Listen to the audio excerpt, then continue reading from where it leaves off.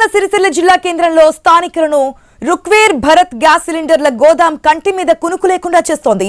ఎలాంటి భద్రతా ప్రమాణాలు పాటించడం లేదు, నిబంధనలకు విరుద్ధంగా కార్యకలాపాలను నిర్వహిస్తోంది. దీంతో ప్రజలు తమ ప్రాణాలను అరచేతిలో పెట్టుకుని బ్రతుకుతున్నారు.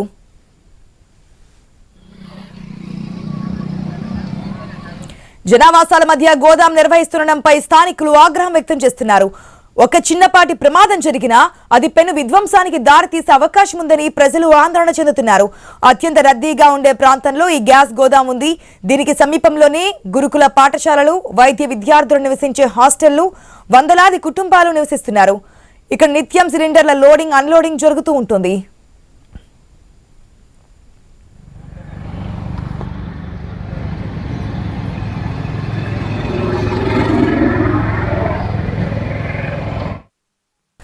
నిజానికి గ్యాస్ గోదాంలను పట్టణాలకు, జనావాసాలకు దూరంగా కట్టుదిట్టమైన భద్రతా చర్యల మధ్య నిర్వహించాలి. కానీ ఇక్కడ అందుకు విరుద్ధంగా పరిస్థితులున్నాయి.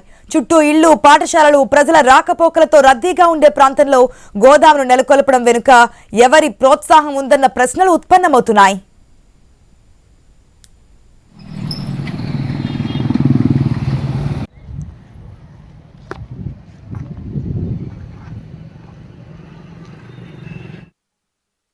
రుక్వేర్ భరత్ గ్యాస్ ఏజెన్సీపై కేవలం భద్రతా ప్రమాణాల ఉల్లంఘన ఆరోపణలు మాత్రమే కాదు, అక్రమ దందా ఆరోపణలు కూడా వెల్లువెత్తుతున్నాయి. గృహ అవసరాల కోసం ప్రభుత్వం రాయితీపై అందించే సిలిండర్లను అక్రమంగా హోటళ్లకు, ఇతర వాణిజ్య సంస్థలకు తరలిస్తున్నారని స్థానికులు ఆరోపిస్తున్నారు. ఈ అక్రమ సిలిండర్ల దందాపై గతంలో కలెక్టర్కు పలువురు ఫిర్యాదులు చేశారు. అయినా ఫలితం లేకపోయిందని వాపోయారు.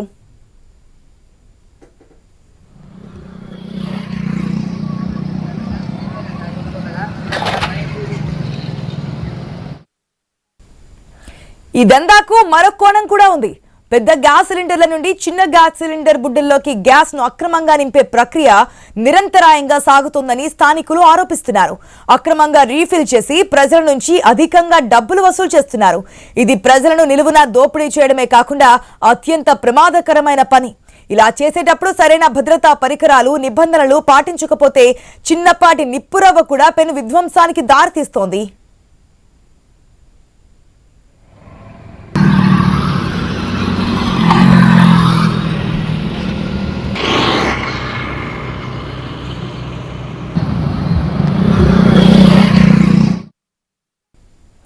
ఇంత పెద్ద అక్రమం జరుగుతున్న సివిల్ సప్లై అధికారులు తమకేమీ పట్టనట్లు వ్యవహరిస్తున్నారని కాంగ్రెస్ నేత ప్రశాంత్ మండిపడ్డారు.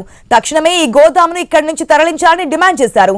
అక్రమాలకు పాల్పడిన వారిపై సహకరిస్తున్న అధికారులపై కఠిన చర్యలు తీసుకోవాలన్నారు ప్రశాంత్.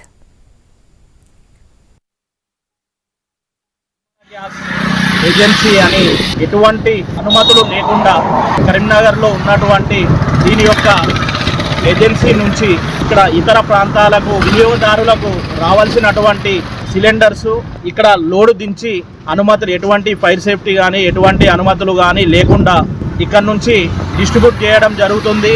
చాలా సార్లు మేము ఉన్నత అధికారుల దృష్టికి తీసుకెళ్ళినాం, కానీ ఎటువంటి ప్రయోజనం లేకుండా పోయింది. గోదాములు నిర్మించాలన్నా, గోదాములను ఏర్పాటు చేసుకోవాలన్నా కానీ అనుమతులు ఉండాలి. ఇక్కడ ఏదైనా ప్రమాదం జరిగితే 3000 నుంచి 5000 మంది ప్రాణాలు కోల్పోయే అవకాశం ఉంది. ఏం జరిగినా కానీ దానికి బాధ్యుడు మాత్రం దీనికి ఓనర్ అయినటువంటి అతనే బాధ్యత వహించాలని ఈ విధంగా మేము హెచ్చరిస్తున్నాం.